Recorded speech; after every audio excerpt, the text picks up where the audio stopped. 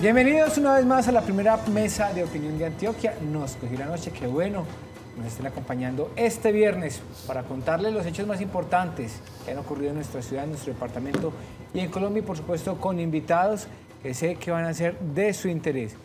Doy las buenas tardes a mis compañeros. Hoy José, usted muy juicioso y nos está acompañando. Claro que bienvenido. Sí, Duber, muchas ¿Descansó gracias. usted algunos días? Bastante. ¿Y seguirá descansando? Bastante. ¿Le falta? Sí, todavía falta como digamos una especie de composición para arrancar con todas las tareas que los televidentes y ustedes saben que yo tengo, pero sí. ¿Te le gusta el bastante. granel? Así se ve más. Sí, total.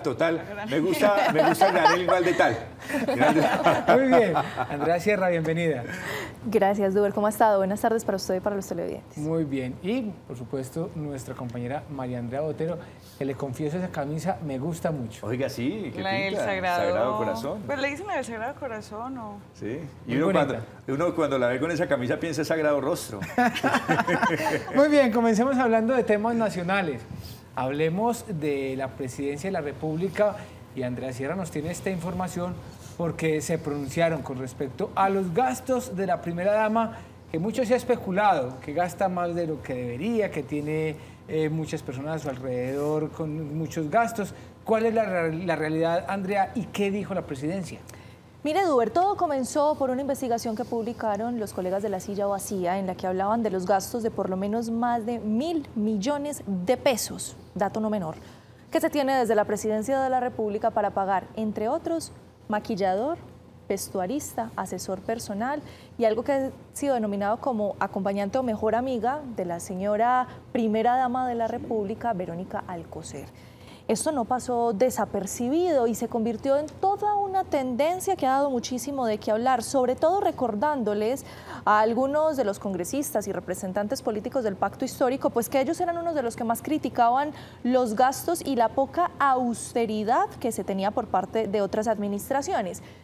Ante esa investigación, pues tengo para contarles que la Presidencia de la República ya se ha pronunciado, pero ojo, no para desmentir, sino que en ese comunicado que estábamos viendo en redes sociales, ellos aprovecharon para decir que sí, que efectivamente los gastos son reales, que los contratos que se mostraron son reales y que ese vestuarista, ese maquillador y esas personas que acompañan, pues lo que se ha conocido ya de manera muy coloquial, el séquito de la primera dama, la acompañan y son ciertos y han viajado con ella incluso al exterior, pero que no solo para ella prestan esos servicios, sino que están contratados a través de la Presidencia de la República precisamente para asesorar la imagen de otros integrantes de este gabinete, entre ellos el mismo presidente de la República, Gustavo Petro, en las apariciones que se hacen en diferentes canales de televisión. Lo cierto es, Duber, que hay muchísima incomodidad por parte de la política nacional por el despilfarro de dinero que se tiene en la imagen de una figura que, aunque hace parte de la opinión pública y de la política nacional, no tiene un cargo oficial. Aunque la primera dama no tiene un salario, no deja de ser una figura que acompaña al presidente de la República, y es en ella en la que se están invirtiendo más de 1.000 millones de pesos, que es la denuncia que se hacía y que hoy la Presidencia de la República reconoce y acepta, aclarando cuáles son las funciones que tienen esas personas. Andrea, la pregunta es, ¿todas las primeras damas han tenido ese séquito? No, señor. La respuesta es no. Es decir, sí hay inversiones, por supuesto, que se hacen en personas que acompañan los procesos de imagen de las primeras damas. Claramente esta oficina o la oficina que ella sostiene, siempre hay alguien que las acompaña en prensa, pero nunca se había conocido que además de prensa tuvieran un maquillador solo para ella, que ya aclaran desde Presidencia no era solo para ella, pero un maquillador, un vestuarista, personas que se ocupaban tanto de su imagen. Es decir, tal y como se están presentando las cosas, con los gastos que se mostraron, nunca se habían tenido. Ahora, Andrea, Duber, supongamos que lo habían. Supongamos que la señora de Iván Duque también tendría maquilladora, alguien que la vistiera. Supongamos que la de Juan Manuel Santos, supongamos que la de Uribe. La pregunta de fondo es, ¿dónde está el bendito cambio? ¿Dónde está la coherencia? Tiene usted toda la razón. Ellos lo criticaron. Ellos lo criticaron. Claro. Es decir, si Gustavo Petro, Sí, el Gustavo Petro senador. No, pero cambió, vea que las otras no tenían. Ella sí tiene. Ahí está el cambio, como el un cambio de la cambio. gasolina, como subió. Oiga, si Gustavo Petro y por hoy fuera senador, estaría tan decepcionado de lo que es como presidente. ¿Qué falta hace el Gustavo Petro, senador? Sí. Hace ¿Qué falta alguien en falta el hace? Senado que critique. ¿Qué falta Total. hace?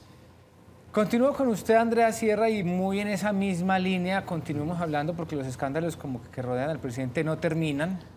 Y esta vez, usted ayer nos contaba sobre Nicolás Petro, esa audiencia que se estaba adelantando en su contra, se había presentado ¿Cuándo va a ser la próxima audiencia? ¿Cómo le fue? Detalles. Mire, hasta junio se va a ir esa próxima audiencia que se tiene. Nosotros ayer les comentábamos a ustedes lo que había sido ese primer encuentro que había tenido, la llegada del hijo del presidente de la República a esa audiencia de imputación de cargos. Él había solicitado y su equipo jurídico había solicitado la nulidad del proceso, entre otras cosas por las irregularidades que él ha denunciado constantemente sobre cómo fue su proceso de captura. Sin embargo, el juez le fue muy claro y le dijo: no hay lugar bajo ninguna circunstancia a esa nulidad. Se les brindaron todas las garantías que la ley pone y por eso el proceso sigue. Ahora bien, para el próximo 29 y 30 de abril de este año se va a retomar con esa audiencia en contra de Nicolás Petro Burgos. ¿Y sabe por qué se extiende tanto, Duber? Porque es que ayer la Fiscalía General de la Nación compartió nuevas evidencias y nuevas pruebas que piensan utilizar en este capítulo en contra del hijo del presidente, porque aseguran que es material necesario en el que se puede demostrar esa no culpabilidad, sino actuación en término de dolo del hijo del presidente. Los dos delitos que le fueron imputados y que le fueron ayer notificados de manera formal. Primero, enriquecimiento ilícito. Y se habla de que tuvo unos gastos por más de 1.300 millones de pesos, que la Fiscalía dice no tiene ningún sentido, porque con su salario él solo podría haber tenido gastos aproximados de 280 millones de pesos. Hay una diferencia de por lo menos 1.053 millones de pesos. Y como delito conexo, lavado de activos, delito que se daría para él encubrir esos gastos y esos ingresos ilícitos que habría tenido, entre otras cosas. Aquí la Fiscalía está hablando de que él hubiese puesto propiedades y diferentes activos que tenía a su nombre, pues a nombre de terceros para encubrir esos momentos. Quiero invitarlos para que escuchen el momento exacto en el que el fiscal Mario Burgos imputa oficialmente al hijo del presidente de la República de estos dos delitos. Por lo anterior, señor Nicolás Fernando Petro Burgos, es que la Fiscalía General de la Nación, a través de este delegado o de estos delegados, y, de acuerdo a los elementos materiales probatorios, evidencia física, información legalmente obtenida, hoy se puede afirmar con probabilidad de verdad que usted, señor Nicolás Fernando Petro Burgos, es, a título de dolo, autor del delito de enriquecimiento ilícito y a título de dolo, coautor de la conducta de lavado de activos, bajo los verbos rectores: incrementar su patrimonio de manera injustificada para sí o para otro, y respecto del delito de enriquecimiento ilícito. Esto del delito de enriquecimiento ilícito. Y para el lavado de activos, adquirir, invertir, ocultar y encubrir. Por eso es que la Fiscalía, de conformidad con el artículo 336 del Catálogo Procedimental Penal, formula acusación y llama a juicio al señor Nicolás Fernando Petro Burgos. Su señoría, de esa forma, siguiendo lo reglado en el artículo 337 y subsiguientes, acusa formalmente al señor Nicolás Fernando Petro Burgos, de acuerdo a lo antes expuesto. Muchas gracias. Panorama local. María Andrea Botero, usted nos va a hablar del pico y placa. De esas primeras medidas que tomó el alcalde Federico Gutiérrez cuando inició su mandato fue levantar la medida de pico y placa por las 2 primeras semanas de enero. Pues la ciudad está completamente desocupada, la gente se fue de paseo y pues creo que fue una medida sensata. Pero ya la próxima semana todo regresa a la normalidad. ¿Vuelve el pico y placa? Se acabó la dicha para las personas que utilizan algún vehículo, moto o carro, porque como usted lo manifiesta, pues podían andar por las calles de la ciudad de una manera muy ágil. Pues el alcalde dijo que a partir de este 15 de enero a las 0 horas, es decir, o a las 12 de la medianoche, como le dirían algunos, pues comienza otra vez a regir el pico y placa como venía el semestre pasado. Entonces es muy importante que las personas pues hagan sus consultas, pero rápidamente recuerden que los lunes son 7 y 1, martes 3 y 0, miércoles 4 y 6, jueves 5 y 9, viernes 8 y 2. Pero digamos que es lo novedoso lo que dice el alcalde de Medellín, Federico Gutiérrez, que por ahora no van a hacer un nuevo sorteo, sino que vamos a seguir entonces con esta codificación que veníamos del semestre pasado. Y lo otro es que él ordenó hacer unos estudios para verificar realmente dónde es necesario que se mantenga este pico y placa desde las 5 de la mañana hasta las 8 de la noche. Porque recordemos que el semestre pasado hubo una temporada donde, por ejemplo, la avenida Las Palmas estaba exenta del pico y placa. Y lo que está diciendo el alcalde es que mandaron a hacer este estudio para mirar si hay vías principales, sobre todo las vías nacionales como Las Palmas, la autopista, la regional, se podría eximir de este pico y placa o por lo menos en algunas horas. Hasta tanto no se tenga ese estudio técnico, pues entonces seguiremos con el pico y placa como veníamos el año pasado. Muy bien, entonces todavía no hay rotación. ¿Cuánto pudo haber afectado a los transportadores nacionales el pico y placa que se presentaba, por ejemplo, en la avenida regional y en la autopista sur? Porque es que era un pico y placa de día completo en el que no se podían movilizar entonces por ese eje vial. Y es un eje vial importante para los transportadores a nivel nacional. Por eso manifestaba que hay que mirar, sobre todo en las vías nacionales, para no generar esa afectación. Claro. Muy bien, y sigamos hablando de temas políticos y de ciudad. Usted nos tiene noticias, María Andrea, sobre Luis Pérez y el gobernador de Antioquia, Andrés Julián Rendón. ¿Qué pasó ahora? Mire, el año pasado, cuando Luis Pérez Gutiérrez perdió la contienda el 29 de octubre, unos días después él dijo, mire, yo no voy a asumir de todas maneras ese puesto que me correspondería como oposición en la Asamblea de Antioquia como diputado, y lo otro es que él sacó un comunicado donde decía que iba a emprender todas las acciones judiciales o legales, pues para poder decir que este mandato de Andrés Julián Rendón no era legítimo. Por lo tanto, emprendió una demanda que fue admitida por el Consejo de Estado para ser estudiada, donde él argumenta que hubo un engaño masivo, sistemático y generalizado realizado por el señor Andrés Julián Rendón, que logró crear un clima de desinformación. ¿A qué se está refiriendo específicamente Luis Pérez Gutiérrez? Recordemos que en la época de campaña Andrés Julián Rendón manifestaba que el señor Pérez Gutiérrez representaba el petrismo y el quinterismo, basado entonces en esas palabras que decía reiterativamente en medios de comunicación, incluso en publicidad instalada. Pues él generó esta demanda y ya fue admitida por el Consejo de Estado. Lo último, ¿por qué el Consejo de Estado y por qué no una corte? Porque el Consejo de Estado es el que tiene la competencia para generar, digamos, pérdida de investidura a congresistas y también nulidad electoral de acuerdo a la ley. Solamente se admitió para estudiarla, no quiere decir pues que ya la va a validar. Total, pero en ese sentido, cualquier alcalde, cualquier gobernador y cualquier presidente se tendría que caer. No, sobre todo la alcaldía de Medellín. Sí, no, total. Tiene más Lo que pasa es que tendría que demostrar pues que es una relatoría verificada. Sí, o sea, pero... y que también cómo fue ese tipo de información que se dio. Me parece esto mucho un poco lo del plebiscito en el año 2016, cuando recordemos en su momento Juan Carlos Vélez estaba haciendo esa campaña por el no, que también eso fue hasta los judiciales, pero finalmente no pasó nada. Bueno, empezando año, José, Nacional Medellín, empezó la Copa, ¿cuándo empieza? ¿Cómo están los equipos antioqueños perfilados para este primer semestre? Duber, perfilados, comenzaron la pretemporada desde el pasado 4 de enero, confirmaciones por las contrataciones de Atlético Nacional, del Deportivo Independiente Medellín, que es el actual subcampeón. Uno va a jugar Copa Libertadores, el otro va a jugar Copa Sudamericana. La Copa Sudamericana en un formato bastante cruel. Se eliminan los equipos del mismo país. A Medellín le tocó jugar con el Deportes Tolima y tendrá que definir su clasificación a fase de grupos en un solo partido, y ese partido va a ser en condición de visitante. Atlético Nacional en Copa Libertadores le tocó un camino liviano, arranca en fase 2. El primer rival saldrá de Nacional de Paraguay y Aucas de Ecuador. Si supera Nacional esa llave, que no son rivales tan fuertes, uno pensaría en el margen continental, tendría que enfrentarse a un equipo venezolano que es Portuguesa y a otro que es de Chile que es Palestino. Sí, equipos con nombres europeos, pero que militan en el rentado Conmebol. Ahora, ¿qué va a pasar de fondo? La gente se pregunta, ¿qué pasa en Atlético Nacional? ¿Quiénes se fueron? Cristian Zapata, Maximiliano Cantera. ¿Jugó Maximiliano? Ah, sí, jugó algunos partidos. Maximiliano Cantera, Tomás Ángel, Nelson de Osa, de Argentil, Harlan Barrera, Kevin Mier, Aldair Quintana, que no estaba jugando en Nacional, pero que era propiedad de Atlético Nacional, y Jair Mena, quienes llegan al cuadro verdolaga.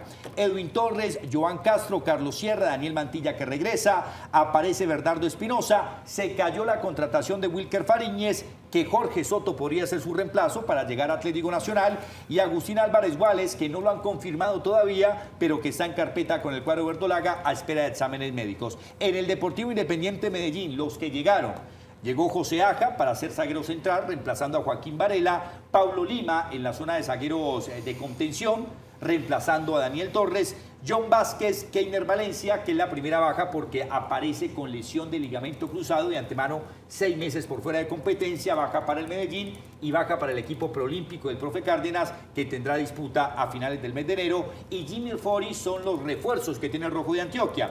¿Quiénes se van? Tranquilos, porque es que me dice, se van 15 caras en el Medellín. pero de las 15 caras del Medellín, no todos jugaban en el Medellín y no todos eran titulares. Aparece Wilmar Asprilla, que se va, Brian Castillón, que no estaba jugando, Juan Manuel Cuesta, que casi no era tenido en cuenta, Luis Ernei Vázquez, que era arquero alternativo y estaba en otro equipo, Jonathan Marulanda, sin pena ni gloria, Julián Gómez, que sí llegó a jugar como titular o alternante, Daniel Torres, que era un referente, Andrés Ibargüen, carta importante, pero que tampoco era titular, Felipe Pardo, símbolo del equipo, que tampoco sumó minutos con el profe Arias, Joaquín Varela, que sí era importante en la zona de zagueros centrales, Andrés Mosquera Marmolejo, jugó la final y los primeros partidos, pero ya tenían a José Luis Chunga en el radar, Andrés Ibargüen, Andrés Ricaurte, que ya se fue para el fútbol ecuatoriano, y Víctor Moreno, que era también un zaguero central suplente. Es decir, muchos nombres se van del Deportivo Independiente Medellín, pero en realidad 2 le aportaban al equipo del profe Arias desde la parte de la titularidad. Muy bien, y volvamos con temas políticos. Sí, señor.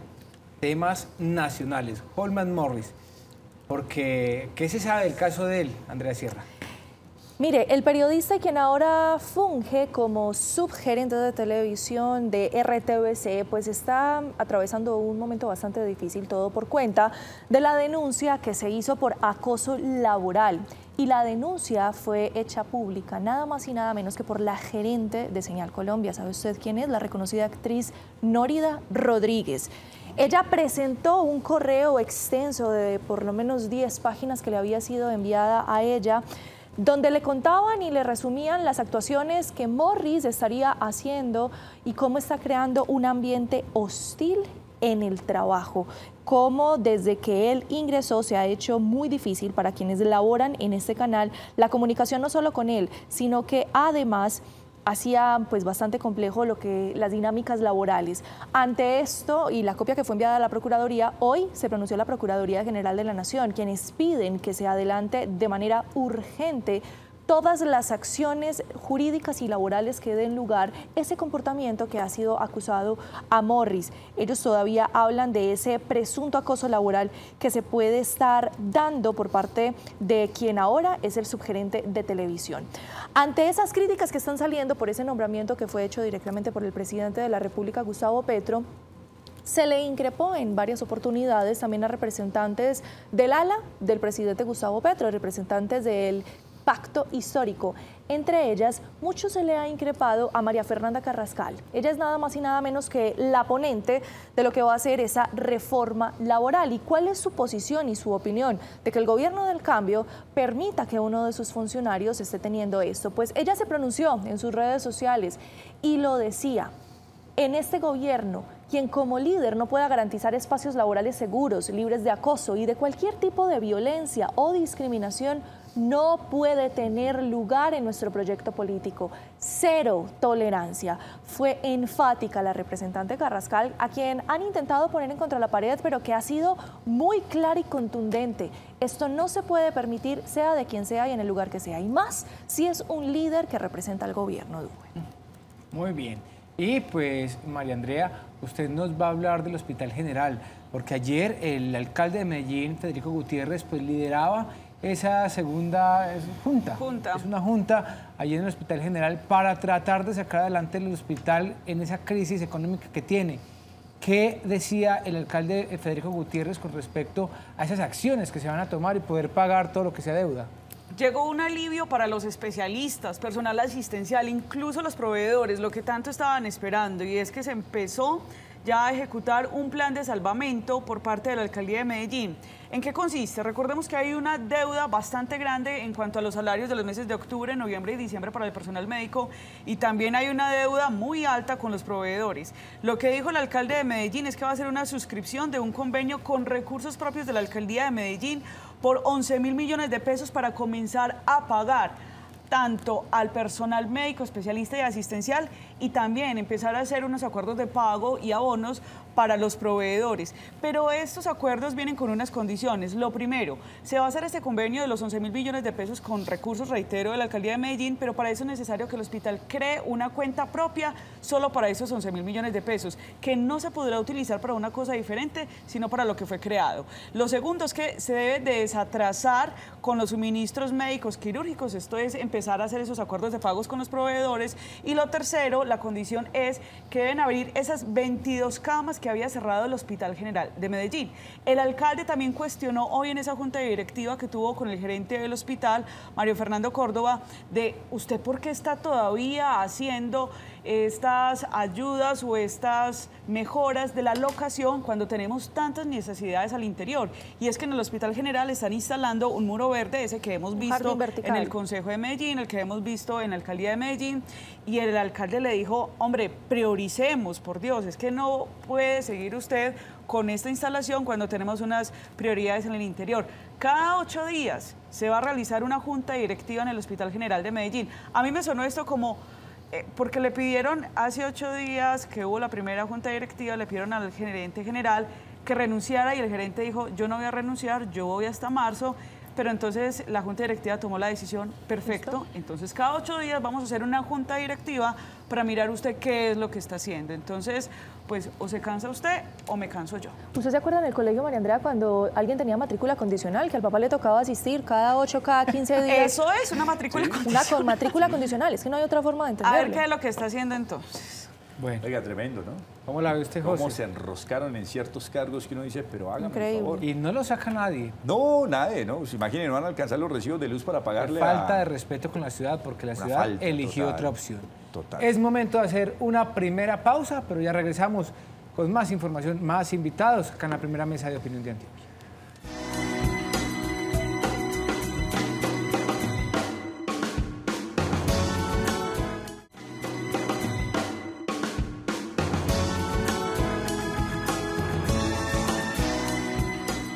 Gracias por continuar en compañía de la primera mesa de opinión de Antioquia. Hoy, pues, nuestro invitado el día de hoy es el secretario de Seguridad de la ciudad de Medellín, el nuevo secretario de Seguridad, Manuel Villa, a quien tenemos en la mesa y a quien le damos una cordial bienvenida. Secretario, muchas gracias por estar aquí en el canal Cosmovisión. Duber, a ti y a todos los compañeros de mesa, muchas gracias. Lo quisimos invitar porque, bueno, hay que comenzar a hacer un recorrido por las diferentes secretarías de la ciudad, de cómo recibieron los secretarios, en qué está la ciudad y cuál es ese plan de acción que se tiene para los próximos 4 años, y fundamental comenzar por el tema de seguridad. Pero antes de hablar de seguridad, secretario, yo quiero que usted le cuente a los televidentes quién es Manuel Villa, de dónde viene, por qué está ahí en la Secretaría de Seguridad. Bueno, buenas tardes. No, buenas tardes a ustedes, a los televidentes. ¿Quién es Manuel Villa? Un abogado con especialización en economía, de 33 años. Tuve la oportunidad de trabajar con Federico en la campaña cuando llegó a la alcaldía en el 2015-16. Durante el periodo de administración 2015-2019 tuve también la oportunidad de ser su secretario privado durante los 4 años. Lo acompañé en su campaña presidencial. Fui el director del partido Creemos desde su nacimiento hasta el mes de diciembre, con el reto y la oportunidad también de participar en las elecciones regionales y locales pasadas, donde tuvimos un buen resultado, y dentro de esos resultados fue el que Federico fuera el nuevo alcalde de Medellín, y luego el alcalde me ha pedido que lo acompañe en su administración como su nuevo secretario de Seguridad y Convivencia.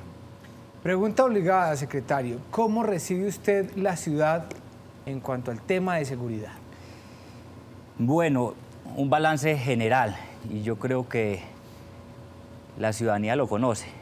La seguridad hoy es la prioridad número 1 para la ciudadanía.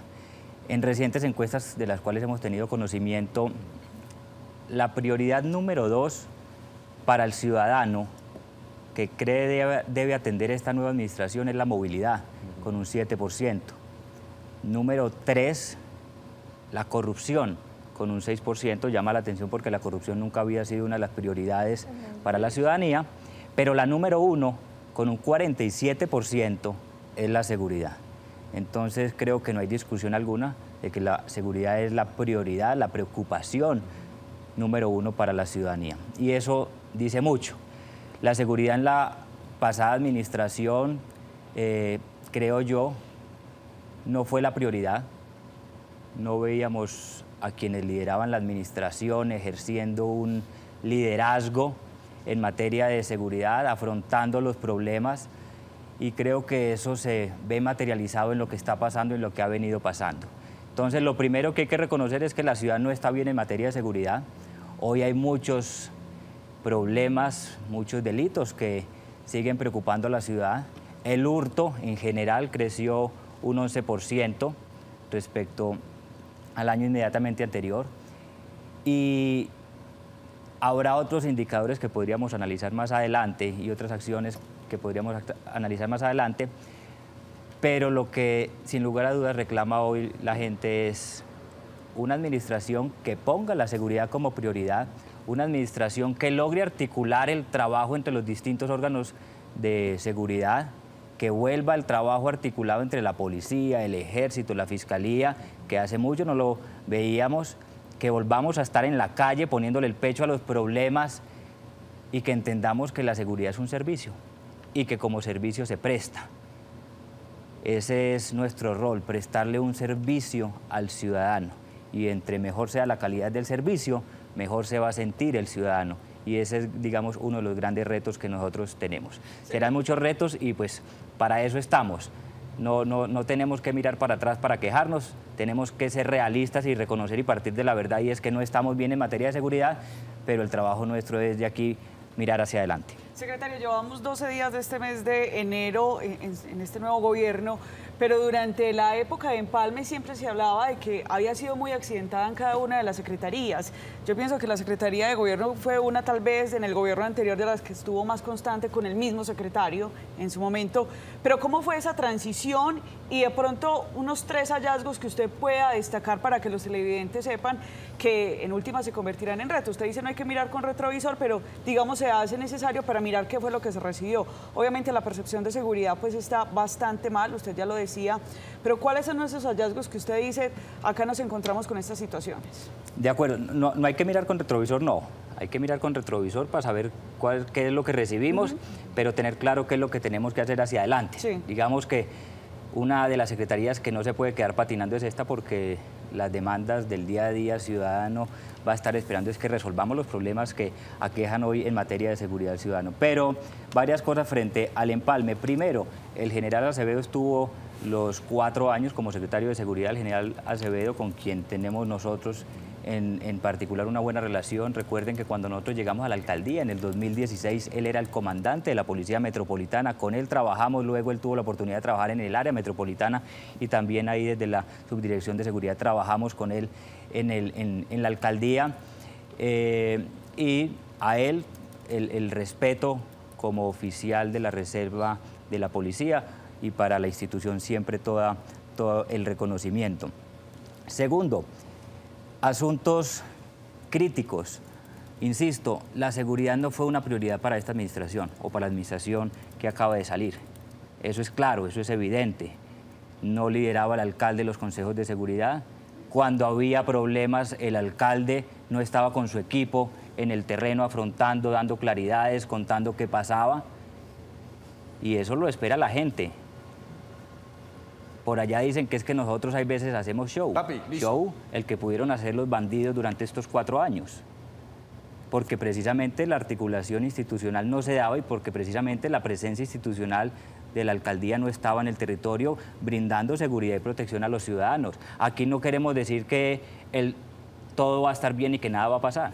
Aquí lo que queremos decir es que reconocemos la situación compleja, seguramente cosas dolorosas pueden llegar a pasar eventualmente, pero ahí seremos nosotros los primeros en decir qué es lo que está pasando y en decir qué es lo que estamos haciendo para que el ciudadano por lo menos se pueda sentir seguro, mientras que avanzamos en toda una estrategia de consolidación de una seguridad cercana al ciudadano. ¿Qué más vimos en el empalme?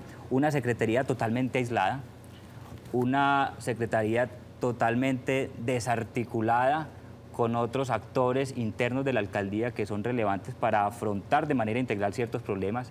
¿Cómo qué actores? Por ejemplo, pongo sobre la mesa casos como el tema de habitantes de calle. Sí. El tema de habitantes de calle se tiene que tratar desde una visión integral.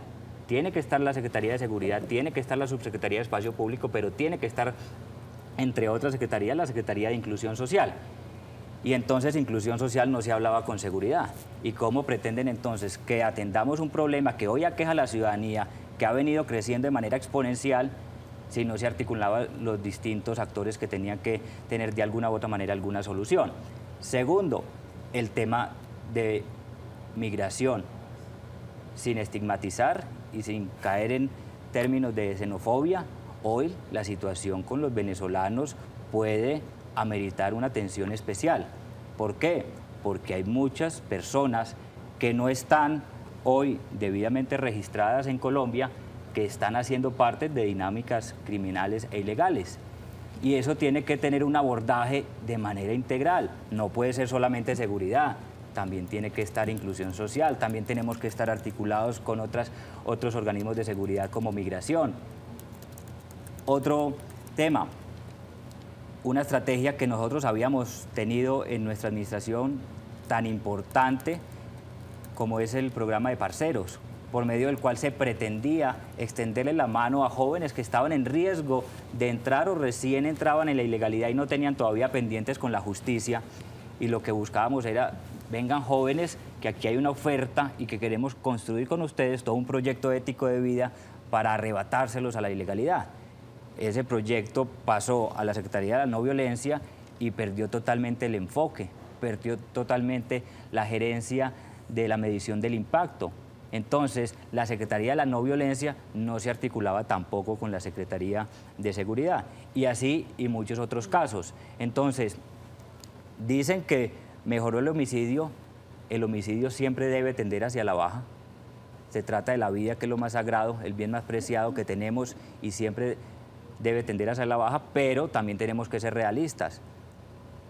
Dentro de la baja de homicidios, lo que bajó fue el homicidio producto del accionar criminal, que está alrededor de un 44%, teniendo en cuenta el total de homicidios del 2023. Pero si vemos los homicidios por problemas de convivencia, aumentaron. Y el 2023, homicidios por convivencia son un 51%. Entonces, ¿qué estamos haciendo para que los homicidios bajen, pero para que esa reducción sea producto de una estrategia realmente de ciudad, de una cultura de legalidad, de una verdadera pacificación, de un verdadero entorno de civilidad? Que aquí no resolvamos los problemas a las malas y nos matemos entre todos porque tenemos un problema, una riña en la calle, que es lo que hoy pasa. Y hoy a nosotros, desde el sistema de cámaras, desde la policía de vigilancia, nos toca atender permanentemente riñas, incautar armas blancas, hacer traslados al centro transitorio de protección a las personas que entran en riñas, tratando de evitar homicidios por convivencia. ¿Cuál es la estrategia de cultura de legalidad? ¿Cuál es la estrategia social articulada, toda una estrategia integral en materia de seguridad? Esto, algunos componentes de los muchos que seguramente pues encontramos. Andrea Sierra. Secretario, dentro de esos crímenes que ustedes tienen identificados, y ya nos nombraba usted algunos, ¿cuáles ve usted como muy urgentes? Sabemos que todos son importantes, pero los que son urgentes de atención, el hurto, el fleteo, homicidio por riñas, instrumentalización de menores, ¿cuáles son esos tres que son los que usted considera más preocupantes y hay que atender de manera urgente en la ciudad de Medellín? Es difícil priorizar cuando son tantos los fenómenos importantes y urgentes. Pero esta misma semana hemos tenido unas buenas reuniones de articulación tanto con la Policía Nacional como con la Fiscalía General de la Nación. De hecho, aquí estuvo el fiscal y de hecho aquí ya estuvo el general Salamanca y de hecho la próxima semana viene el ministro de Defensa, porque de entrada queremos dejar claro que nosotros aquí somos conscientes de que aquí en Medellín nos toca trabajar y estamos dispuestos, y así lo vamos a hacer. Vamos a trabajar de manera articulada con todos los organismos de seguridad, no solamente del nivel local, sino del nivel regional y del nivel nacional. Y en esas buenas reuniones que hemos venido teniendo, hemos puesto sobre la mesa la pregunta de cuáles son esas prioridades de la ciudadanía que tienen que ser nuestras prioridades. Mire que también con la respuesta anterior puedo decir lo siguiente. La Fiscalía tenía 8 fenómenos priorizados, la Policía tenía alrededor de 5 fenómenos priorizados y yo en el empalme no tuve claro cuál era la priorización de la administración anterior en materia de seguridad, más allá del homicidio, que no puede ser la única prioridad. Es la más importante, pero no puede ser la única.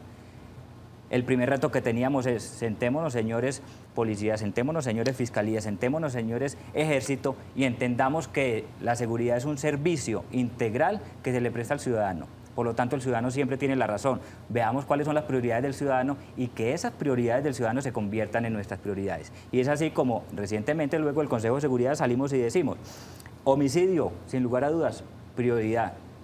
Hurto, sin lugar a dudas, prioridad. Hoy la gente está literalmente, y perdón por la expresión, mamada de que la roben, de que la atraquen, de que la hurten. Extorsión, un fenómeno que hay veces se desconoce o no se entiende a cabalidad, porque muchas veces nos quedamos con las denuncias.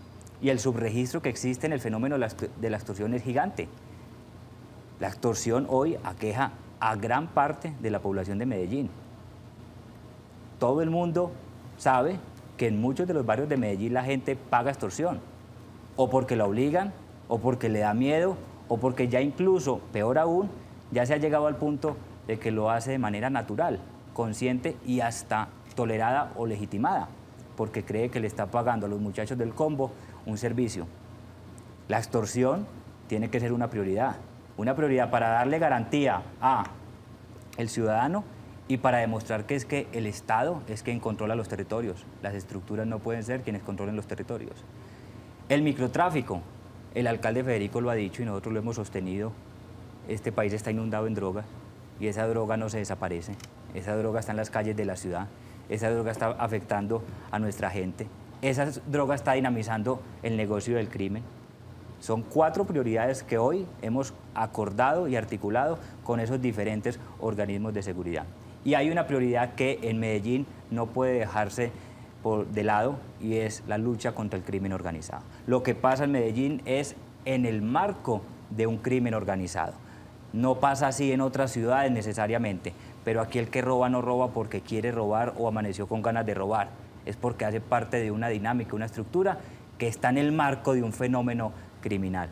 Por lo tanto, luchar contra las estructuras criminales, no solamente desarticularlas desde su estructura administrativa misma, sino perseguirles las rentas. Recuerden que el crimen es un negocio, quizás el más rentable de todos los negocios, y hay que llegarles a donde les duele. ¿Y dónde les duele? En la plata. Secretario, van 12 días desde que el alcalde Federico Gutiérrez se posesionó, usted nombrado como secretario de Seguridad. Ya hemos comenzado a ver acciones en la ciudad que no veíamos ya hace rato. Puestos de control, autoridades articuladas. Uno de ellos tiene que ver precisamente con los motociclistas y toda la semana anterior y esta semana hemos visto cómo usted ha liderado precisamente esos procesos. Cuéntenos hacia dónde va esa estrategia y cómo ha sido estos primeros días. Desde el 1 de enero, la decisión nuestra fue volver a las calles. Es nuestra forma de hacer política en su momento, es nuestra forma de gobernar ahora, en las calles con la gente y de cara al ciudadano. Desde el 1 de enero, entonces, tomada esa decisión, lo que hicimos fue, de manera articulada con Ejército, con Policía Nacional y con Secretaría de Movilidad, recuperar una estrategia que nosotros incluso llegamos a tener en su momento y son los puestos de control en el territorio. Hoy tenemos diario 6 puestos de control, son puestos de control móviles que nos permiten llegar en toda la ciudad a más de 20 puntos para hacer ese control en la calle, en el territorio. ¿Qué controlamos? Que la gente se esté comportando bien. ¿Qué controlamos? Que la gente tenga sus documentos al día. ¿Qué controlamos? Que los bandidos no puedan estar libremente paseándose por la ciudad. ¿Qué controlamos? Que la gente empiece a entender que aquí hay una nueva administración que llegó a poner orden, que es lo que nos está pidiendo la gente. ¿Qué controlamos? Que la gente entienda que aquí va a haber una administración que va a estar en la calle generando presencia institucional de manera articulada para que la gente empiece a recobrar la confianza en sus órganos de seguridad, que eso es muy importante. La gente tiene que entender que nosotros no estamos en el territorio, en la calle, para molestar al que está haciendo su compra, al que está haciendo su tránsito hacia el trabajo, hacia la casa. Estamos en la calle es para proteger al ciudadano. ¿Y a quién le choca? Al que tiene el pecado, porque al que no tiene el pecado antes lo agradece. Y ha sido una experiencia realmente agradable poder conversar incluso con los ciudadanos cuando nosotros estamos en esos puestos de control y ver cómo ellos reconocen que agradecen que el Estado esté nuevamente en el territorio, dando la cara, tratando de resolver los problemas, poniéndole el pecho. Entonces, esa estrategia no solamente es importante para estos días mandar un mensaje de que esto cambió, sino que esa estrategia va a permanecer y va a estar articulada con muchas otras estrategias en el marco de presencia institucional y de intervenciones integrales. Intervenciones integrales como las que ya venimos haciendo en la 10, la que hemos hecho en Plaza Botero y vamos a seguir haciendo, la que estamos haciendo en operaciones u operativos en algunas comunas, como recientemente hemos llegado a Manrique, y eso es lo que la ciudadanía va a seguir viendo. Secretario, y esto es demostrar resultados. ¿Qué se han encontrado? ¿Cuál es el resultado? Son 12 días, pero ya hay resultados. Ya hay resultados. Producto de esos puestos de control se ha procedido de esos puestos de control y de esas otras acciones operativas que hemos llevado al territorio, ya tenemos más de 30 capturas, ya tenemos motos recuperadas, motos inmovilizadas, más de 50 motos inmovilizadas, algunos vehículos también inmovilizados. Tenemos ya algunas personas identificadas que han participado en algunos hechos de hurto y algunos hechos delictivos recientemente. Se han emprendido labores de investigación y de inteligencia que nos han permitido avanzar en estos procesos, que una vez tengamos los resultados operativos, pues serán de conocimiento público. Secretario Manuel Villa, esta ciudad se mueve muchísimo por el turismo. Después de la pandemia tuvo un alza bastante grande. Ya sabemos también la recomendación que acaba de dar la Embajada de Estados Unidos para incluso esas personas que vienen acá a la ciudad. Y acá en Medellín, digamos, en años anteriores se sacaba mucho pecho que porque venía mucho turista extranjero, pero detrás de eso sabemos que hay un tema criminal bastante complejo. Usted tiene ya bien diagnosticada esta ciudad. ¿Cuál es la acción diferente que se va a emprender sobre el turismo? Especialmente porque la oficina de la Personería de Medellín del Observatorio de Turismo ha advertido mucho que ya es necesario que se haga además una política pública de protección al turista extranjero, pero también de protección a los menores, porque hay turistas que vienen y se están aprovechando de la situación que sabemos lo que hay detrás. Varias cosas frente al turismo. Medellín pretende ser, y nosotros queremos que así lo sea, una ciudad turística y del entretenimiento. Pero para que eso sea una realidad y esa ciudad turística y el entretenimiento dinamice la economía y dinamice socialmente a la ciudad, tenemos que garantizar condiciones para que eso sea una realidad. Y una de las condiciones más importantes para que la gente quiera venir a visitarnos, quiera venir a invertir, quiera venir a hacer negocios, es la seguridad. Entonces, tenemos que plantear toda una estrategia, como lo ha pedido el alcalde, de seguridad para el turismo. 2022, alrededor de 380.000 personas extranjeras que visitaron Medellín. 2023, 482.000 personas extranjeras que visitaron Medellín. Entonces ustedes ahí ya empiezan a dimensionar cuál es el reto que nosotros tenemos. Casi medio billón de personas estaríamos esperando solamente este 2024 para que nos visiten. Y si nos van a visitar, nosotros como ciudad tenemos que, uno, saber abrirle las puertas, dos, darle las condiciones para que ellos se sientan seguros y tranquilos. Entonces, lo primero, seguridad para el turismo. Quien venga a Medellín tiene que sentirse seguro, pero lo ha dicho el alcalde y ha sido muy claro. Pero no tiene que ser que trabajemos en seguridad solamente para el turismo. La estrategia de seguridad es seguridad para Medellín y por sobre todo para los ciudadanos de Medellín, y que eso implique unas condiciones para que asimismo también sea seguro para quienes nos visitan. Entonces no vamos a tener una estrategia única y exclusivamente para el turista. Nuestra estrategia de seguridad es integral y abarca y prioriza a la ciudadanía de Medellín. Uno. Dos, turismo sí, pero no así. También tenemos que ser claros qué es bienvenido y qué no es bienvenido. En Medellín no puede ser bienvenido aquel sujeto extranjero que venga solamente a turismo de drogas y de sexo. No puede ser bienvenido el turista extranjero que venga a prestarse para trata de personas, para utilización de menores, niños, niñas y adolescentes.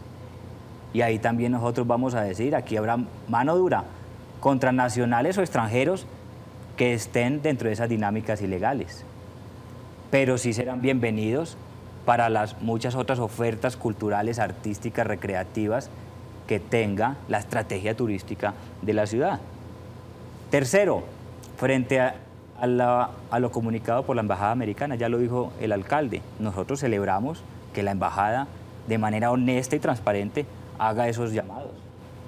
A nosotros no nos choca que se reconozca la realidad y que se le invite al extranjero a que cuando venga tenga cuidado con ciertas dinámicas que pueden degenerar en conflictos. Que también se les alerte, que es que eso no es lo que estamos esperando que vengan aquí a hacer los extranjeros. Y tan claro fue el alcalde que el alcalde incluso se lo pidió a las otras embajadas. Ojalá todas las embajadas le digan a todos sus connacionales que cuando vengan a Medellín se abstengan de hacer ciertas cosas. Entonces, en materia de extranjeros, tenemos un reto, insisto, Medellín se tiene que consolidar como una ciudad turística y el entretenimiento, tenemos que garantizar condiciones de seguridad y eso lo haremos dentro de una estrategia que sea de seguridad para la ciudad, no exclusivamente para los turistas. Secretario, yo quisiera preguntarle, dentro de ese margen de la seguridad, ¿qué va a pasar con la ley del fútbol en el departamento de Antioquia? Por situaciones concretas que han pasado, altercados de los famosos hinchas, y digo famosos hinchas porque los hinchas tradicionales disfrutan su equipo, gane o pierda, disfrutan el show del fútbol, pero hay otros que utilizan la violencia para justificar el que son hinchas y que un equipo gane y pierda. En los últimos meses se presentaron varios escenarios en donde periodistas eran agredidos por hinchas, ya sean de Nacional, de Medellín o de cualquier otro equipo que se represente. ¿Cómo se va a operar la ley del fútbol para salvaguardar el trabajo del periodista dentro de los escenarios deportivos? Quizás me faltó en una de las primeras preguntas responder algunas de las falencias que encontramos en el proceso del empalme fue el no haber mantenido, fortalecido el proceso de cultura y paz en el fútbol. Recuerden ustedes que cuando estábamos en la administración del 2015 al 2016 al 2019, cuando nosotros llegamos, se daban los clásicos a puerta cerrada para el visitante. Entonces jugaba Nacional Medellín, o solamente iba la hinchada de Nacional o solamente iba la hinchada de Medellín. Y la primera decisión del alcalde Federico en su momento es: los clásicos vuelven a ser clásicos con las dos hinchadas. Un reto sí, pero un reto lógico, natural. No puede ser que una fiesta del fútbol sea opacada con violencia o con decisiones totalmente restrictivas. Claro, hay un reto y el reto nosotros ¿cómo lo asumimos? Vamos a llamar a los equipos, vamos a llamar a las barras y vamos a hacer un proceso conjunto. Miren, cuando hay temas de ciudad de fondo, aquí lo que tenemos que tener claro es que se debe abordar el problema a través de procesos integrales. Aquí nosotros no somos quienes tengamos las soluciones perfectas para todo. Aquí nosotros vamos a poner nuestra capacidad de liderazgo y de convocatoria y articulación para que a esos problemas que aquejan a la gente podamos darle una solución conjunta más que una imposición. Y eso fue lo que hicimos con Cultura Fútbol en su momento. Ustedes recordarán, trabajamos, íbamos con las barras y con los equipos a los barrios, lográbamos hacer primero incluso clásicos barriales con exjugadores, con directivos técnicos, con barristas, y luego ya íbamos al estadio a hacer el clásico definitivo. Y al principio hubo problemas, pero logramos que la fiesta del fútbol fuera eso, fuera una fiesta. Y eso implica no solamente los equipos, no solamente los barristas, sino la comunidad en general, las familias que quieren ir al estadio a disfrutar, los periodistas que quieren ir simplemente a poder cubrir el deporte, ¿no? Sin que los golpeen. Te digo porque me pasó. De acuerdo, porque es que ustedes, cumpliendo su oficio, también tienen que sentirse seguros. Total. Y entonces, no solamente nosotros vamos a aplicar la ley del fútbol, sino que vamos a retomar la cultura de paz en el fútbol. Y esas mesas de articulación con los equipos, con los barristas, para hacer una campaña de cultura fútbol, la vamos a retomar y llevar al estadio, pero insisto, también a los barrios. A los alrededores, pero uno más ahí, secretario, es uno de los éxitos de la campaña Cultura Fútbol del alcalde Federico Gutiérrez hace 8 años fue justamente la individualización de aquellos que se portaban mal. El famoso ojo y halcón que se apagó en la administración anterior, que registraba el usuario de mal comportamiento en el estadio. ¿Eso se podría volver a tener? ¿Con eso se puede volver a contar? Se tiene que volver a contar con ello. Sí. La tecnología, no solamente para el tema de fútbol, sino para toda la estrategia de seguridad, tanto el alcalde como nosotros como Secretaría de Seguridad lo hemos dicho, va a jugar un rol importante, estratégico, y lo que tú dices, las cámaras que nos permitían individualizar, llevar el debido registro y poder tomar sanciones, que cuando haya que tomar sanciones, se van a tomar sanciones, pero sanciones que vayan dirigidas única y exclusivamente al verdadero responsable. Exacto. Para tratar de evitar, ahí sí, que justos paguen por pecadores. Totalmente de acuerdo. Secretario, le cambio un poco el tema, sé que también tiene que ver con la Secretaría y es el espacio público. Hay quejas por todos lados de los ciudadanos, de personas que se están tomando el espacio público, de personas informales que no respetan ese espacio público. ¿Cómo va a ser ese trabajo ahí desde la Secretaría para recuperar lo que se había perdido? El espacio público en Medellín está horrible y es una realidad. Ay, ¿por dónde anda? Y eso lo tenemos que decir nosotros, somos administración, pero la instrucción que nos ha dado el alcalde Federico es digan la verdad y reconozcan los problemas. Y esa es una verdad y eso es un problema. Aquí no hubo control del espacio público. Empezando por, no solamente se disminuyó el personal de espacio público, casi a la mitad de lo que nosotros lo teníamos, y que no vengan a decir que es que estaban haciendo ahorros, porque no se trató de una administración que hacía ahorros. Y dos, fue una subsecretaría totalmente politizada, desarticulada incluso al interior de la misma secretaría. Y ustedes caminan o caminaban por el espacio público y era notorio, no solamente la basura, el mugre, el olor, la ocupación informal y hasta ilegal del espacio público. Entonces ahí tenemos un reto y la subsecretaría de espacio público tiene que estar a la altura de ese reto. Sabemos que está complejo el tema, pero insisto, no somos quienes nosotros para quejarnos, sino para brindar soluciones.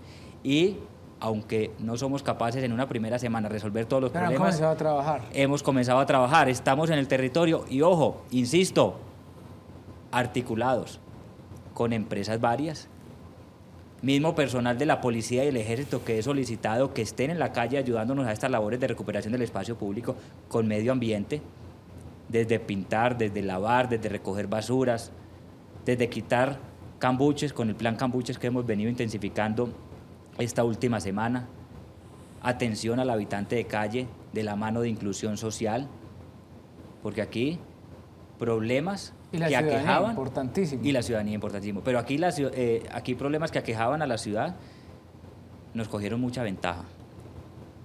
Y a volver a un punto normal nos va a tomar tiempo. Y ahí nosotros le hemos dicho a la ciudadanía, como dices, va a ser muy importante que todos los esfuerzos que estamos haciendo se vean complementados con el apoyo y el respaldo de la ciudadanía. María Andrea. Secretario, es que en estos 30 minutos hemos hablado de muchos problemas y problemas y problemas, y pues usted tiene una secretaría con un chicharrón impresionante. ¿Cómo duerme un secretario de seguridad de Medellín, de este distrito tan grande, durante estos 12 días y más aún sabiendo lo que le viene? Bueno, Eso es difícil.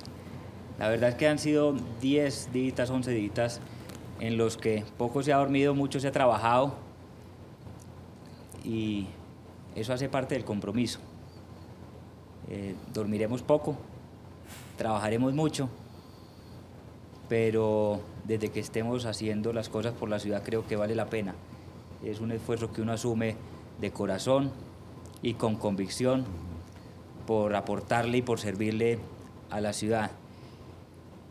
El reto está en que nosotros seamos capaces de tener una estrategia contundente. Se la presentaremos a la ciudadanía en los próximos días, próximas semanas, de cuál va a ser esa estrategia de manera integral de una seguridad cercana al ciudadano. Porque recuerden que la Secretaría de Seguridad no solamente es seguridad, es convivencia. Y desde la convivencia también tenemos mucho por hacer. Ahí está todo lo que tiene que ver con el sistema de justicia cercana al ciudadano, las comisarías de familia, las casas de justicia, las inspecciones de policía. Hoy hay alrededor de 2.000 procesos represados en inspecciones de policía. Hoy hay alrededor de 7.000 procesos represados en comisarías de familia. Nosotros cuando llegamos también lo encontramos así e hicimos un plan de descongestión para llevarlo a cero. Y es que no estamos hablando de cualquier tipo de caso, estamos hablando de la justicia más cercana al ciudadano, que si hay un problema de violencia intrafamiliar, que si hay un problema de convivencia con el vecino, que si hay una ocupación indebida del espacio y hay una construcción ilegal al lado de una cuadra. El ciudadano tiene que tener a alguien que en nombre del Estado le resuelva esos problemas. Y entonces va donde el inspector o va donde el comisario. Y si yo voy donde el comisario tiene 100, 200 procesos represados, ¿cuándo me va a resolver? Se va a demorar tiempo. Y una justicia tardía o inoportuna no es una justicia cercana al ciudadano. Y si no hay justicia cercana al ciudadano, ¿el ciudadano qué busca? Otras alternativas. Y por eso es que nosotros siempre somos tan institucionalistas y defendemos el Estado de Derecho y en ese orden la fuerza y la justicia del Estado. Porque la fuerza es necesaria y la justicia es necesaria. ¿Pero cuál fuerza? La del Estado. ¿Y cuál justicia? La del Estado. Porque si no hay fuerza del Estado y si no hay justicia del Estado, viene la fuerza de los ilegales y la justicia de los ilegales. Y por eso hay veces no actuar contundentemente es darle pie para que sean otros los que actúen en nombre del Estado. Por eso no perseguir bandidos es darle pie para que los bandidos se sientan empoderados. Y es como están hoy los bandidos en Medellín. Y no pagarle para que cómodos y empoderados. Así es. Secretario, se nos está acabando el tiempo y nos está cogiendo la noche. Y para ir terminando esta semana, el alcalde Federico Gutiérrez hablaba de una intervención especial en Candelaria, Robledo y Aranjuez. ¿Qué está sucediendo en estas tres comunas y cómo va a ser esa intervención? ¿Qué han pensado? Bueno, analizando los datos, las dinámicas, los fenómenos, precisamente alrededor de esas prioridades de las que hablábamos inicialmente, homicidio, hurto, extorsión y microtráfico, y obviamente todo el fenómeno del crimen organizado, sin lugar a dudas son 3 comunas y 3 sectores que llaman la atención y que generan alertas. Nosotros vamos a estar ahí también, no solamente con esos fenómenos priorizados, sino en esos territorios priorizados donde las dinámicas actuales ameritan una intervención drástica e integral. Y así lo vamos a hacer, de la mano, insisto, de la policía, del ejército, de la fiscalía, pero además de manera integral con todas las dependencias de la alcaldía. Por eso hemos dicho que la seguridad, al ser una prioridad, no va a ser una Secretaría de Seguridad a la que llamen solamente cuando haya problemas. Nosotros vamos a hacer una Secretaría de Seguridad que se va a encargar de llamar también a las otras dependencias de la alcaldía para que lleguen con nosotros al territorio, porque somos conscientes de que la seguridad es un concepto integral. Y si queremos una seguridad integral y cercana al ciudadano, tenemos precisamente que llegar al territorio. Y entonces vamos a llegar a esos territorios con los actores y organismos de seguridad, con la administración, con estrategias que obedecen a una planeación producto de inteligencia e investigación para poder contrarrestar de manera contundente a las estructuras criminales y a estos fenómenos delictivos que han sido priorizados porque son hoy los que más aquejan a la ciudadanía. Él es Manuel Villa, nuevo secretario de Seguridad de la ciudad de Medellín. Secretario, muchas gracias por acompañarnos en la primera mesa de opinión de Antioquia y esperamos poder contar con su presencia por acá en nuestros programas. Duber, José, Andrea y María, a ustedes muchas gracias por la invitación y aquí siempre presto y dispuesto para con ustedes acompañarlos. Muy bien, es momento de que hagamos una pausa, pero ya volvemos con más. En la primera mesa de opinión de Antioquia nos cogió la noche.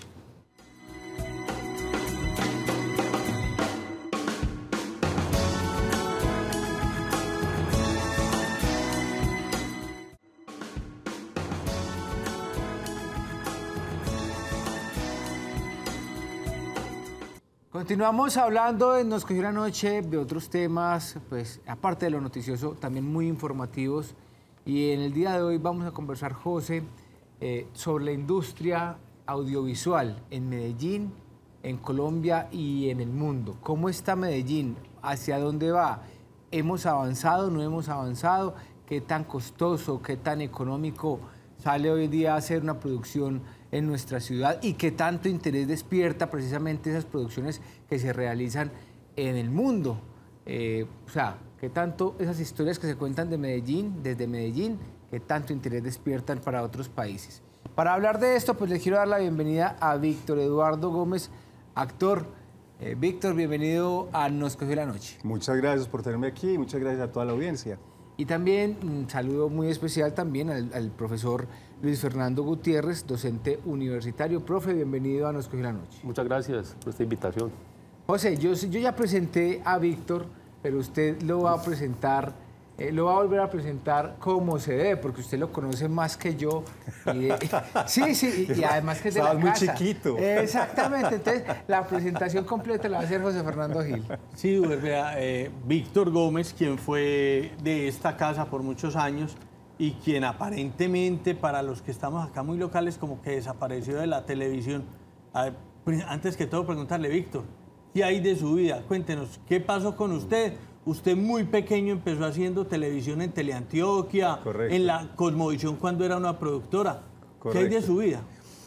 Lo que pasa es que yo me fui del país en el 2002 y estuve todos estos años haciendo puro Hollywood North. Muchos de esos proyectos no llegaron aquí, algunos sí llegaron, pero la gente también. Yo creo que también hay una cosa que tenemos los actores. Yo soy medio camaleónico a ratos. Pero venga, primero, antes que, porque obviamente yo soy de su generación y entonces más o menos conozco su historia, cuéntele a los que no conocen quién es Víctor Gómez. ¿Qué hizo usted en Colombia antes de irse? Yo arranqué primero aquí en Teleantioquia como presentador. Primero estuve detrás de cámara. De hecho, yo entré a Teleantioquia chiquito, haciendo prácticamente toda la carrera por detrás de cámara primero. Entré de mensajero en una de las productoras de ese entonces, que era TV Cámaras. Oiga, TV Cámaras, sí, me hizo usted por allá recordar. de Liliana Estrada. Algo así, sí, de señor. boca en boca. Bueno, sí, de esa época. Y de ahí pasé incluyendo Cosmovisión, un periodo muy importante de hecho. Y finalmente terminamos haciendo Hildebrando, que yo creo que ha sido tal vez el dramatizado como más Exitoso recordado. en la televisión regional. Sí, en la televisión regional. Y ese fue el que lanzó mi carrera como actor. Yo había venido haciendo teatro, y mire cómo son las cosas. Uno aquí en Medellín, en ese entonces, jamás se me hubiera ocurrido pensar que esa iba a ser mi carrera.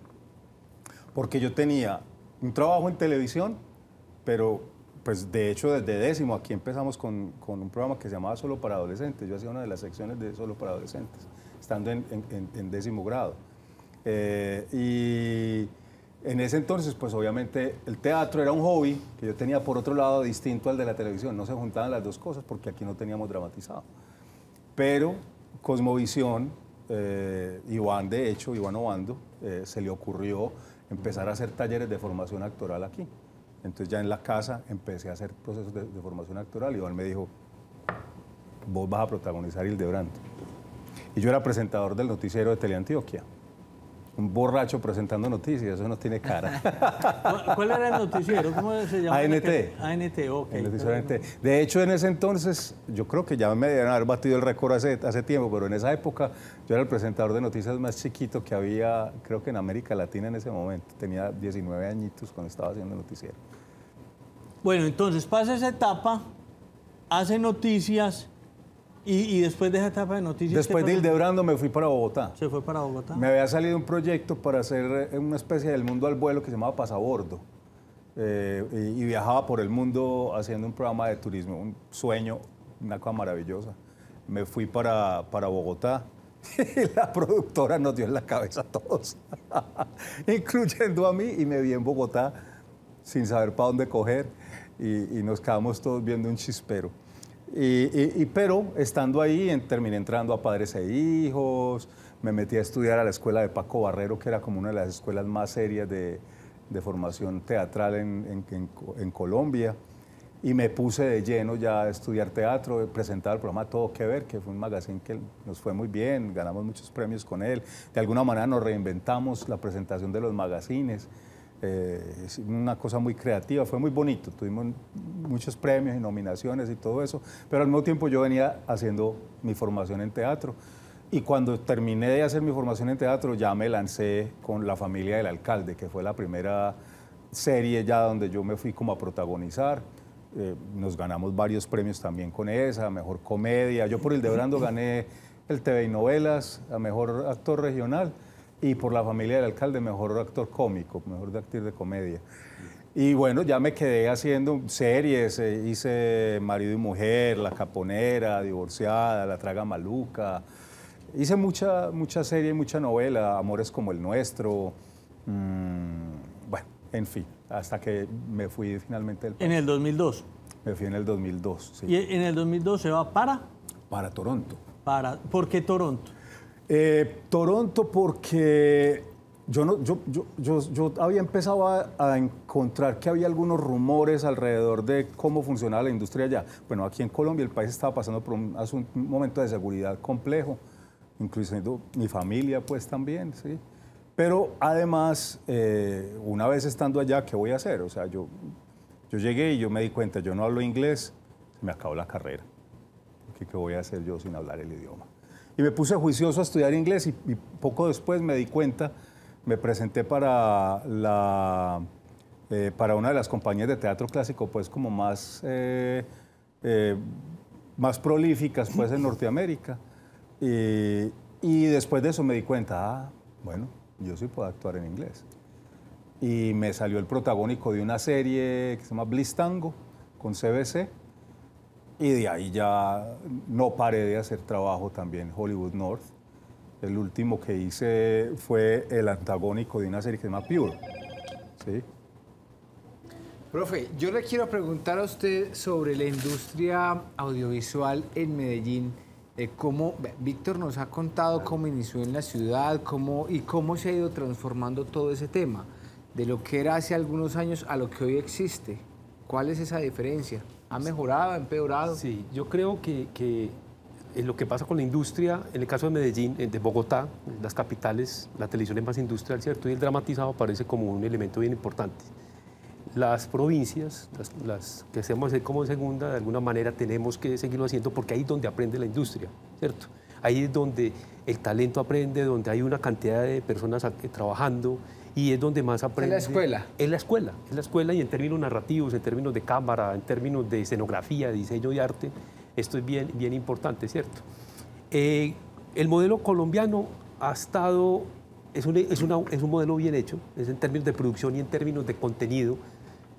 Contamos historias muy bien contadas y las producimos muy bien producidas, pero el asunto es cómo cambia la lógica al pensar local y tener que actuar universal cuando estamos diseñando, cuando estamos programando, cuando estamos pensando en mercados internacionales, ¿cierto? Que de alguna manera los canales privados lo hacen, ¿cierto? Que les tocó ir a estándares internacionales donde nos alejamos del foco, nos alejamos un poco, nos distanciamos de nuestros contenidos regionales, de nuestros contenidos de la esquina, del barrio, de nuestras historias, y nos vamos a contenidos un poco más globales y perdemos un poco de esencia, perdemos un poco de representatividad, pero nos volvemos más internacionales, ¿cierto? Y en ese caso, en este momento estamos ahí, donde nuestras historias, esa es la que vamos a discutir hoy, es cómo nuestras historias, cómo aprovechar hoy esos modelos, el que plantea Víctor, que es el canadiense, cómo traer eso para un caso, como lo explico, una región, para potenciar su talento, para potenciar su industria audiovisual, que es importante, porque hay capacidades, hay empleo, hay una cantidad de cosas que pueden dinamizarse en términos de eso, ¿cierto? Ahí está la actuación, ahí está el diseño de escenografía, está el diseño de arte, hay una cantidad de cosas ahí. El contenido, sí hay que entrar a mirar cómo buscar qué hacemos, qué podemos contar de nosotros, qué podemos novelar de nosotros, qué podemos narrar de nosotros en nuestros universos, ¿cierto?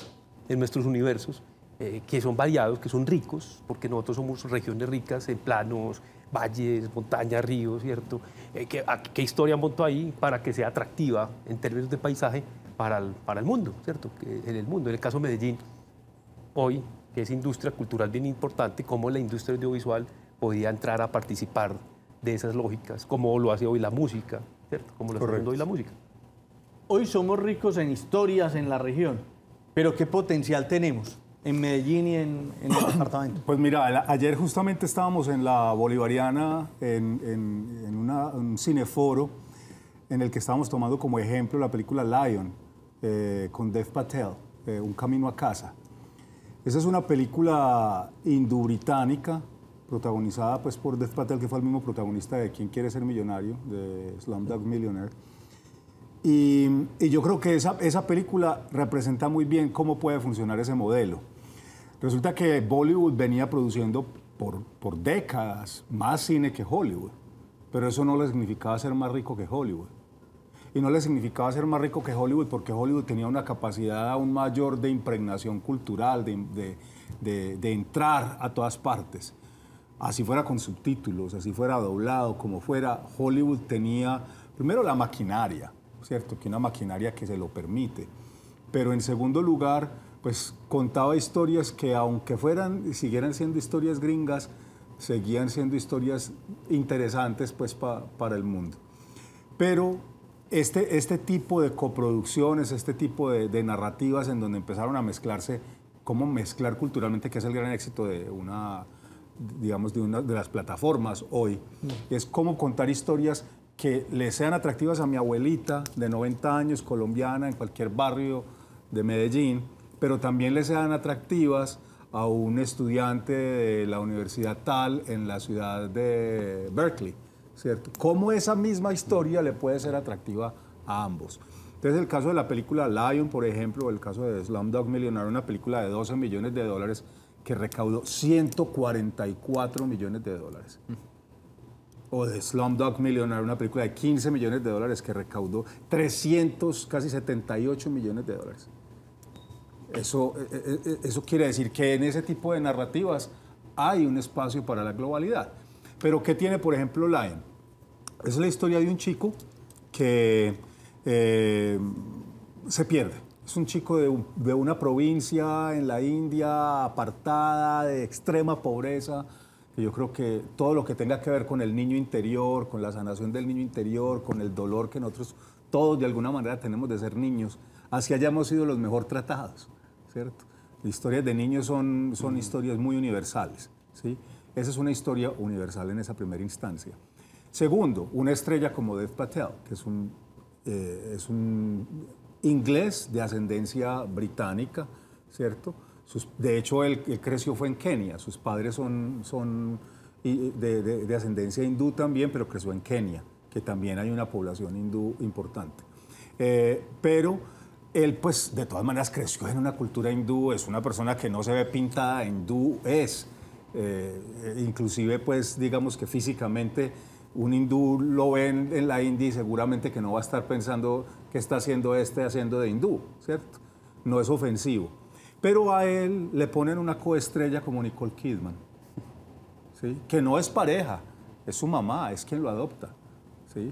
Esa historia termina teniendo 1.200 millones de posibles espectadores de la India, más 700 del mercado anglo, y usted ya tiene un mercado de 1.900 millones, 2.000 millones. Una tercera parte del mundo. Una tercera parte del mundo. Claro. O sea, ya vemos por qué puede vender un proyecto de estos 380 millones de dólares, pues como Slumdog Millionaire, ¿cierto? Nosotros, entre el mercado hispano y el mercado anglo, juntamos un mercado de 1.200 millones de habitantes, 500 de América Latina y Hispanoamérica, teniendo en cuenta que Estados Unidos tiene 50 millones de hispanos, es el segundo país con más hispanos o con más hispanoparlantes. Pero además tiene una cosa interesante, Jennifer López se pone los pantalones de cierta manera, eso crea tendencia para toda América Latina. Entonces, lo que pega entre los latinos en los Estados Unidos ya conquistó 500 millones de habitantes o de espectadores, de alguna manera, ¿no? Y en esa medida, en Medellín se podrían hacer esas producciones. Si están dadas las condiciones para que en las... Total. Sí, hay los incentivos del gobierno, hay los incentivos... La política está, las leyes están, las normas están, la flexibilidad de las normas están, ¿cierto? Los universos están, porque también cuando uno hace cine tenemos que pensar universos. Está el talento, nosotros tenemos universidades, los canales mismos, ¿cierto? Hay que traer capacidades de otros, decíamos, ahorita hablamos de la televisión nuestra, que no ha entrado a desarrollar fuertemente el dramatizado, pero sí tenemos que traer esas capacidades de las capitales, ¿cierto? Y unir esfuerzos de actuación, de dirección, ¿cierto? La dramaturgia está, ¿cierto? Nosotros somos muy buenos en dramaturgia. La televisión colombiana, la telenovela colombiana como ninguna en América Latina. Bueno, la telenovela en América Latina es muy bien concebida. Tenemos ahí, somos muy buenos dramatúrgicamente. ¿Qué tenemos que hacer? Aprovechar, ahora están preguntando qué contar una cantidad de asuntos, problemáticas, la niñez, la juventud, nuestro conflicto o nuestros conflictos armados, desarmados, pues hay una cantidad de cosas. Y el colorido mismo de nuestra cultura, es que tenemos una cultura que es muy diversa. Es absolutamente diversa, atractiva, sexy. Paisajes. O sea, pues dígame, la bichota, pues por ejemplo, la Shakira, o sea, realmente los colombianos tenemos mucho para contar. ¿Y cuál es nuestra ventaja competitiva en términos económicos? Toda. Para este tipo de producción. Toda. De hecho, aquí en Colombia, de todas las producciones que yo he hecho extranjeras se han hecho, he participado en varias, desde allá para acá, inclusive, con US Network, con Covert Affairs, por ejemplo, con Piper Perabo, la película de Mickey Rourke, Blunt Force Trauma, que no recuerdo en español cómo se llama, creo que Golpe Seco, creo que la pusieron, ¿cierto? Y ha habido otra cantidad.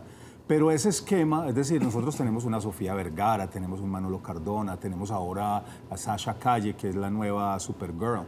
Robinson Díaz también. Robinson Díaz también ha trabajado afuera. Yo no sé si él trabaja en inglés, pero por lo menos de todos estos actores que ya han pisado Hollywood, creo que muchos de ellos están en la capacidad de ser protagonistas para cosas nuestras, e inclusive muchos otros actores hispanos o latinos, un Benicio del Toro, un Gael García, que pueden ser la representación de la hispanidad en nuestro territorio para contar historias que de alguna manera unan los dos mundos, ¿no? Víctor, ¿y qué tan atractivo atractivo es la industria de Medellín y de Colombia en el exterior, para esas productoras del exterior?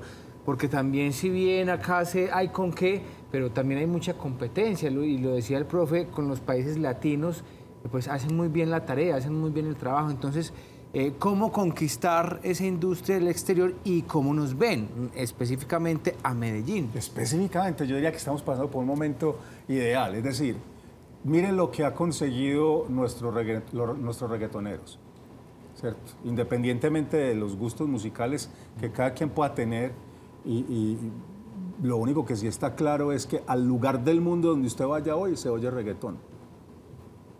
Y son nuestros reggaetoneros paisas en su mayoría. Los que están pegados. Los que están pegados.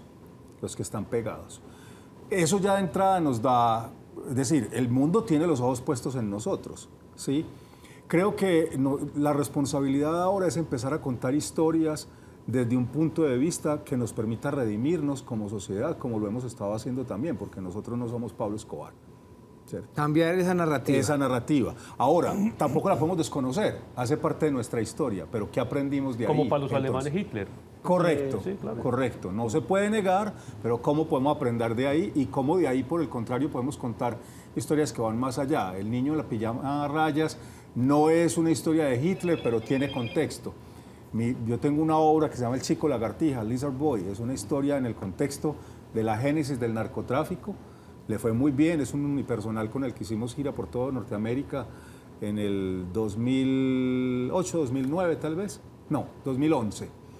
Y yo creo que el éxito de esa obra era el contexto, pero esa obra no habla de narcotráfico. Pero pues obviamente, si vamos a hablar de los años 80, Colombia, Medellín, en alguna parte tiene que haber un poco de ese contexto, ¿cierto? Sí, y creo que los ojos sí están puestos en Medellín. En ese escenario, ¿qué tanto ha explotado esto México?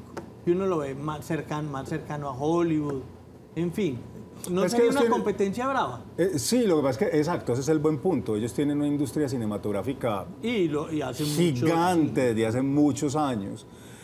Tienen una población, no es lo mismo, volvamos a empezar, no es lo mismo venderle a 100 y pico de millones de espectadores que venderle a los 50 nuestros, ¿cierto?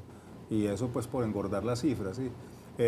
No es lo mismo, pero lo que permite ahora justamente la diversificación de los medios a través de la digitalización es que el mundo es chiquito. O sea, hoy no estamos compitiendo con México, hoy estamos compitiendo con Corea, hoy estamos compitiendo con Turquía, hoy estamos compitiendo con la India, y ellos lo saben. De hecho, hoy mi abuela se sienta a ver novelas turcas. Claro. Y pueden estar dobladas y todo, pero son historias bien contadas, bien hechas, respetuosas. Y yo creo que Medellín tiene un colorido. Es que en este momento Medellín es el segundo destino de Colombia. ¿Sí? Y no solamente es el segundo destino de Colombia, Medellín y Cartagena, que siguen siendo pues como los dos grandes atractivos nuestros, es el destino de América Latina. O sea, en América Latina uno por fuera todos los días se encuentra con gente, voy para Colombia, voy para Medellín, ¿qué me recomiendas? ¿A dónde voy? ¿Qué hago? Y si eso está sucediendo y todavía no estamos contando las historias nuestras, imagínense cómo será cuando de verdad nos enfoquemos a coger a contar una historia como se puede contar hoy. Cualquiera de nosotros puede contar una historia en un celular. Profe. ¿Qué falta para hacerlo ahora? ¿Qué falta de gubernamentalmente? Pues la política está, ¿cierto? Las leyes están. Es unirnos. Yo creo que el asunto es absorber capacidades. ¿Cómo absorbemos capacidades? Coproduciendo, ¿cierto? El del que sabe, ¿cierto? Es aprendiendo. Si hay uno más grande que uno, pues en este caso, porque el asunto de la competencia es bien importante, la A, B y C y todo el asunto. Pero si yo compito, si yo entro a coproducir, si yo empiezo a adquirir experiencias de uno que ya lo ha hecho y que lo está haciendo, pero yo empiezo a generar, a través de mis capacidades, empiezo a mirar cómo me puedo vincular y cómo puedo generar ahí un contenido, pues eso es importante, ¿cierto? La política es todo y lo define todo en términos de todo. En este caso, lo audiovisual es importante por los incentivos, por la motivación, por los presupuestos, por todo el asunto el fondo de cinematografía, el pero hay que desarrollarlo. Todos están haciendo muchas cosas. Pero la política hay que desarrollarla, porque la política está, ¿cierto? Pero ¿cómo nos beneficiamos de eso? Entonces hay que aprender a construir proyectos. Y en la medida que yo aprendo a construir proyectos, consigo recursos, consigo talento, consigo una cantidad de posibilidades ahí, ¿cierto? Entonces, una vez armo un proyecto, constantemente hay que irlo pensando en ese sentido, que sea innovador, pues que tenga impacto en el mercado y que sea capaz de responder a ese asunto. Si yo no lo sé hacer, pues si yo lo sé hacer, ¿cierto? En este caso, hablemos de cosmovisión, ¿por qué no? Si ya hizo el de Brando, ¿por qué no empiezo a generar, a absorber capacidad de alguien más grande, como pasa cuando entramos en términos y empiezo a generar y aprender y a generar ahí todas unas capacidades? No es fácil. O sea, las preguntas que han hecho ustedes son muy válidas. No es tan fácil entrar a un mercado universal, ¿cierto? Pero tenemos que aprender. Si no aprendemos, pues otros lo harán y lo están haciendo. De hecho, es que en este momento, en esto que decíamos, en un celular, un chico, un youtuber cualquiera está haciendo hoy 38 millones de espectadores que quisiera tener CNN en su horario AAA, ¿sí?